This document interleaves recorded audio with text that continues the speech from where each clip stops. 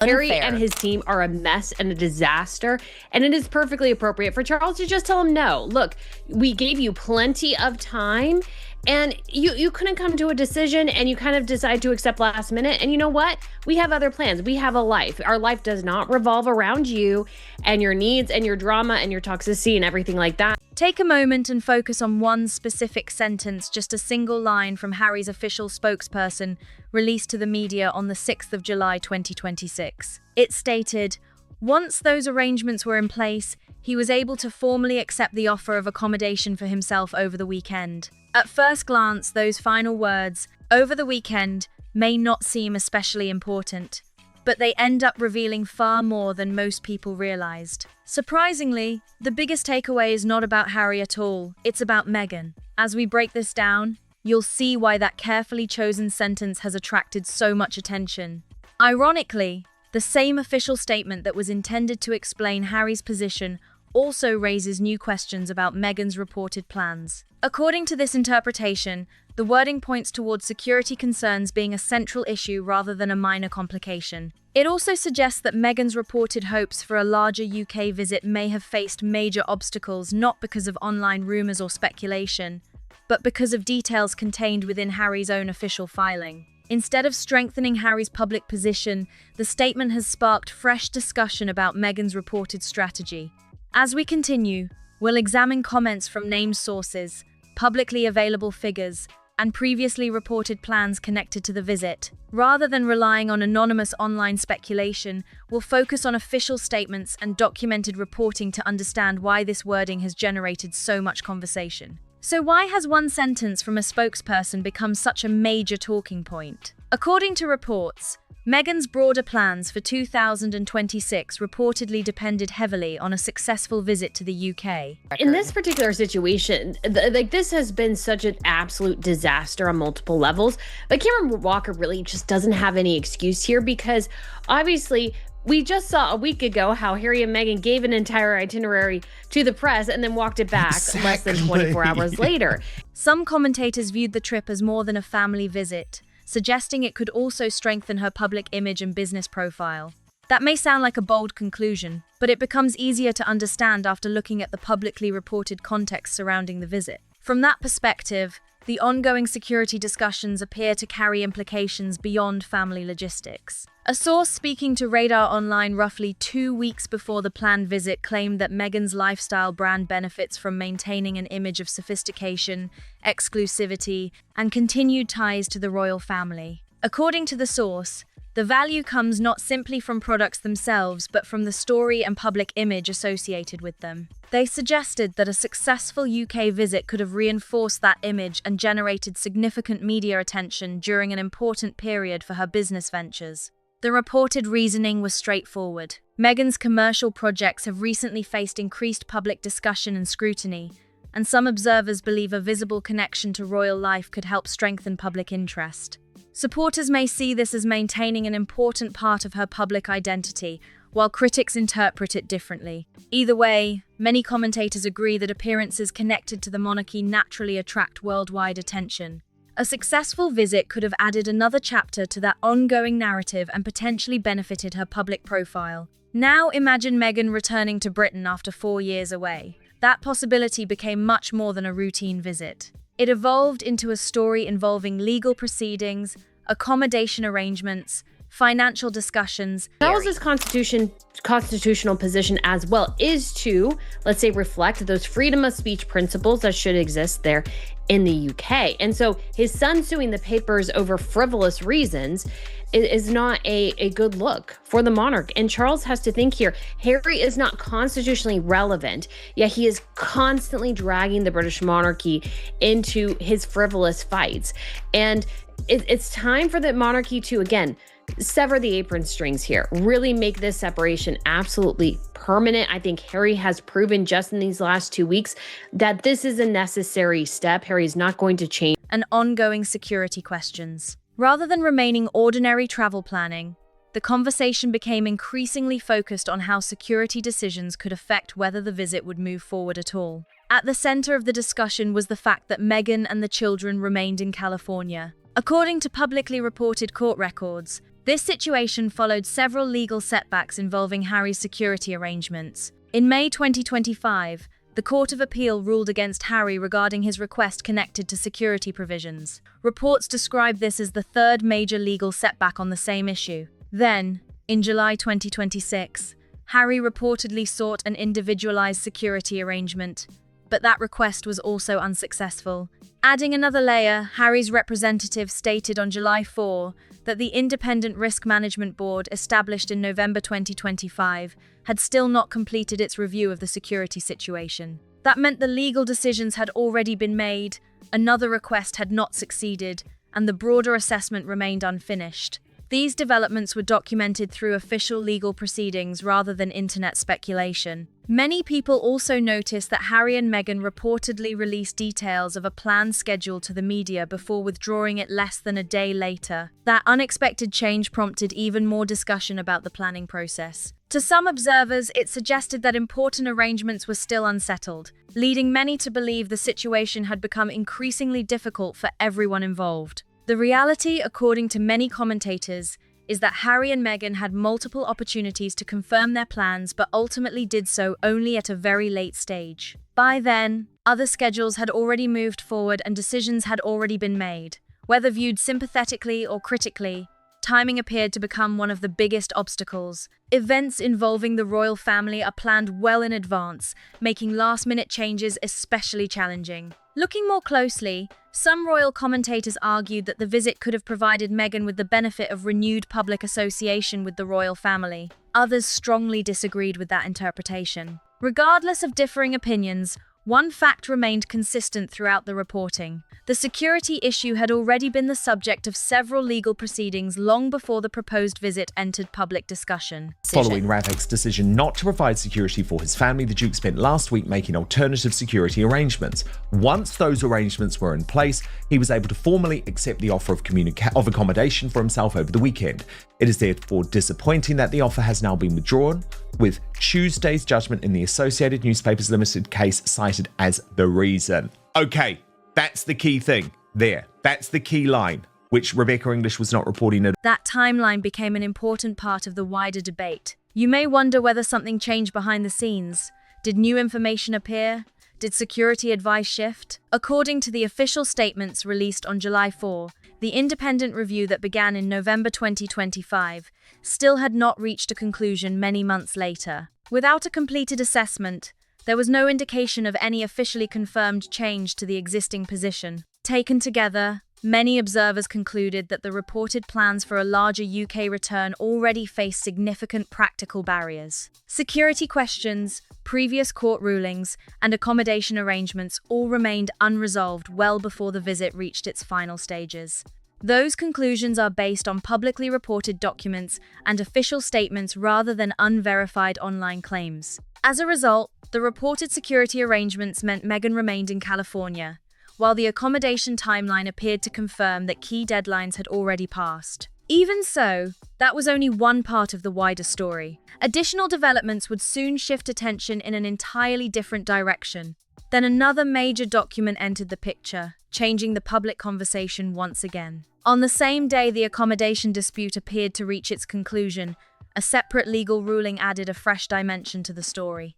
This became what many commentators later described as another significant turning point. On the 7th of July 2026, Judge Matthew Nicklin issued a decision following a lengthy 46-day trial involving 97 allegations. The judgment immediately drew widespread attention because of its broader implications. According to reporting from Al Jazeera, the judge explained that while there had been suspicions regarding the methods used by journalists from the Daily Mail and the Mail on Sunday to gather information, suspicion alone was not enough to satisfy the legal standard required by the court. The ruling emphasized that courts must rely on sufficient evidence rather than assumptions, regardless of how strongly concerns may be expressed. Harry later responded publicly to the ruling, describing it as a complete and obvious whitewash. That statement quickly became one of the most discussed parts of the case. The word itself carries strong implications and reflected Harry's disagreement with the outcome. At the same time, the court's written judgment remained focused on the legal requirement for evidence, highlighting the difference between public opinion and the standards applied within judicial proceedings. In simple terms, Judge Nicklon's ruling concluded that the available evidence did not meet the legal standard required by the court. Harry, however, publicly expressed a very different view, arguing that the outcome reflected deeper concerns about the process. Those two perspectives created two very different interpretations of the same judgment.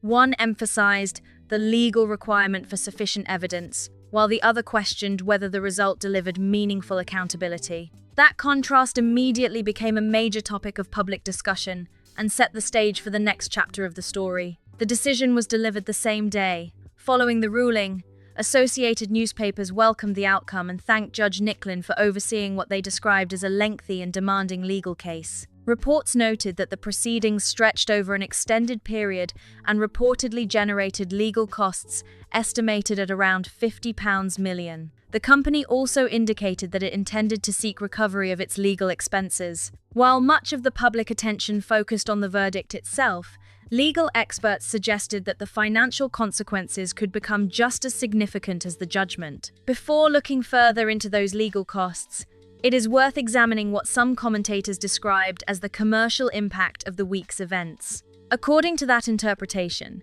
Meghan's reported strategy surrounding a UK visit did not produce the outcome supporters had hoped for. Rather than creating positive momentum, the visit became overshadowed by legal developments, accommodation discussions, and continued attention on security arrangements. This leads to what many commentators viewed as another major turning point: the reported commercial strategy that struggled to deliver its intended results. According to previously published reports, the goal of Meghan's UK visit was to strengthen public visibility, reinforce her connection with the royal family, and generate positive media attention. Supporters believed such a visit could create valuable opportunities for future projects, while critics questioned whether those expectations were realistic from the beginning. Industry sources quoted by Radar Online before the planned visit suggested that Meghan hoped the trip would help renew public interest by reinforcing her connection to the monarchy. According to those reports, the visit was expected to generate favorable coverage and support future commercial opportunities. Instead,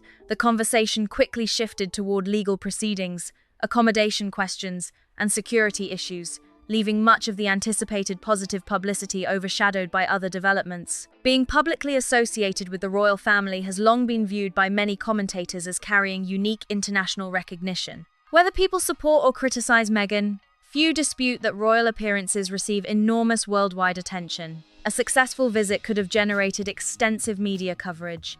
Instead, the headlines focused on entirely different subjects. The public conversation moved rapidly from one issue to another. Reports about accommodation arrangements dominated early coverage. Harry then appeared publicly without Meghan, prompting additional discussion about the family's plans. Legal developments continued attracting headlines, and reactions to the court ruling became another major focus. Even the carefully prepared statement issued by Harry's spokesperson became the subject of detailed analysis, with many commentators debating whether its wording supported or complicated the broader public narrative. Throughout all of this, Meghan remained in California. As a result, there were no widely reported photographs of her participating in events in Britain alongside members of the royal family during that period. For commentators who believed the visit was intended to strengthen public visibility, that absence became another point of discussion. Instead of headlines centered on renewed royal connections, much of the media attention focused on accommodation arrangements, legal proceedings, scheduling changes, and ongoing questions surrounding security. Supporters and critics reached different conclusions, but nearly everyone agreed that the visit generated a very different conversation than many had anticipated. Many observers also pointed out that this strategy reportedly faced challenges even before the proposed visit. Reports noted that Netflix's partnership involving As Ever concluded on the 6th of March 2026. At roughly the same time, reports indicated that with Love, Meghan Season 2 was performing below expectations in Netflix rankings. Separately, royal commentator Emily Andrews estimated that the Sussexes' annual lifestyle expenses could total between $4 million and $5 million, although those figures remain estimates rather than officially confirmed financial records. Against that backdrop,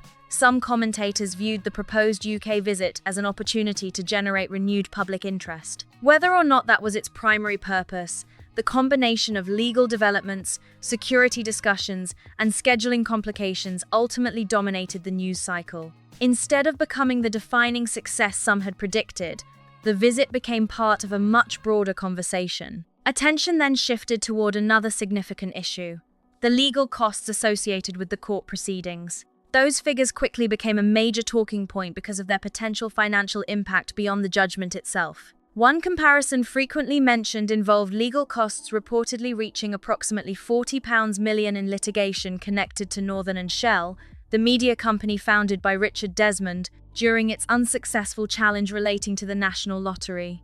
Legal experts referenced that case because it illustrated how costs alone can become a substantial issue in complex litigation. Former cost judge Colin Campbell, now with Kane Knight Cost Law Firm, discussed the matter in comments published by Business Matters magazine on July 8. He suggested it would not be surprising if Associated Newspapers sought recovery of its legal costs using what is known as the indemnity basis. For large legal disputes, the method used to calculate recoverable costs can significantly affect the final amount involved. So what does the indemnity basis actually mean?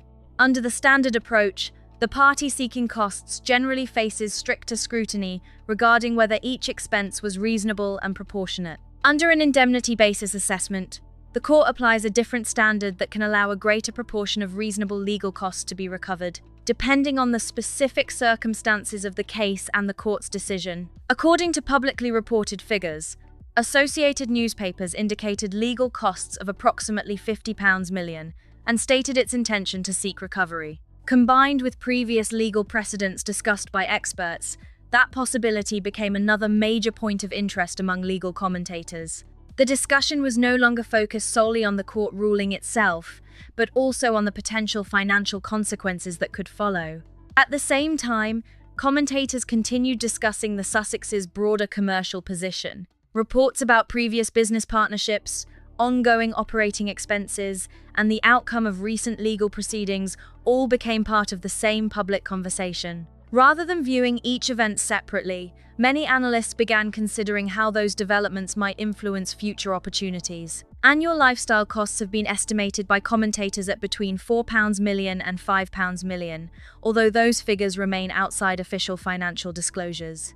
Against that backdrop, the possibility of substantial legal cost recovery attracted even greater attention. Legal experts emphasized that these discussions were based on established legal procedures and previous court precedents rather than speculation. Ultimately, the final outcome would depend on future legal decisions, but the scale of the reported figures ensured that this aspect of the case would remain closely watched. Fast forward to the 6th of March 2026, and another major development entered the picture as Netflix ended its reported equity partnership. For many commentators, it marked an important turning point in the broader story. Looking back even further, the Court of Appeal upheld the decision in May 2025, reinforcing the legal position surrounding Harry's security arrangements. That ruling became a key reference point for everything that followed and continued shaping later discussions. Against that backdrop, accommodation arrangements were reportedly made, and Harry formally accepted an offer for a weekend stay. However, that offer was later withdrawn. According to Harry's representative, the reason related to the judgment delivered in the Associated Newspapers Limited case on that Tuesday. Some commentators argued this sequence of events did not receive as much attention as other aspects of the story, leaving an important detail out of much of the public discussion. For those following the situation closely, this was more than a scheduling issue. It affected expectations surrounding the reported visit and raised new questions about the planning behind it. What had once appeared straightforward suddenly became far more complicated as legal developments and travel arrangements collided. Then came another detail that attracted significant attention. On the 6th of July 2026, Harry's spokesperson issued a formal statement claiming Buckingham Palace had withdrawn an accommodation offer after it had already been accepted. However, the same statement also indicated that the acceptance came after the original Friday deadline. That timing became a major point of discussion because it added another layer of complexity to the overall timeline. Throughout these developments, Meghan remained in California. Reports suggested that months had been spent preparing for a possible UK visit that many believed could support broader public and commercial goals. At the same time, Those plans remained closely connected to security arrangements that had already been considered through multiple court proceedings. As each new document became public, the overall picture appeared increasingly complicated. By this stage, much of the discussion centered on publicly available documents rather than online speculation. Many commentators pointed out that the same official statement intended to explain Harry's position also introduced details that others interpreted differently. Supporters and critics reached different conclusions, but the conversation increasingly focused on what the official records actually showed rather than assumptions. At the same time, broader financial discussions continued. Reports about the end of the Netflix partnership, declining performance of recent projects, estimated annual lifestyle costs, and ongoing legal expenses all became part of the wider conversation. Legal experts also discussed the possibility of substantial cost recovery depending on future court decisions. While none of those issues alone determined the outcome, together they created a challenging backdrop that continued attracting public attention. According to publicly reported information available as of the 8th of July 2026, the dates, legal filings, and official statements formed the foundation of the debate. Rather than relying on rumors, much of the discussion centered on documents that anyone could examine for themselves. Ultimately,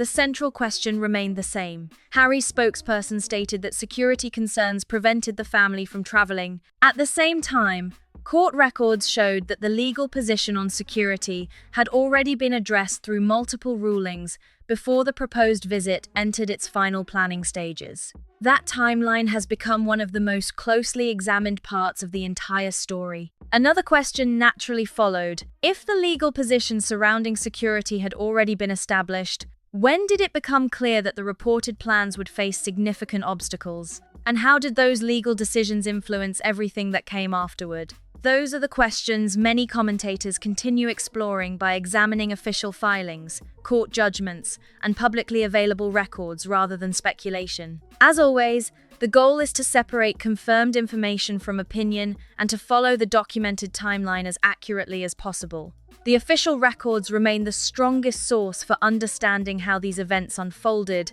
and why they continue generating so much discussion. If you found this breakdown informative, be sure to like this video, subscribe for more in-depth coverage, and share it with anyone interested in following the facts behind the headlines. We'd also love to hear your thoughts, so leave a comment below and join the conversation. Thanks for watching, and we'll see you in the next one.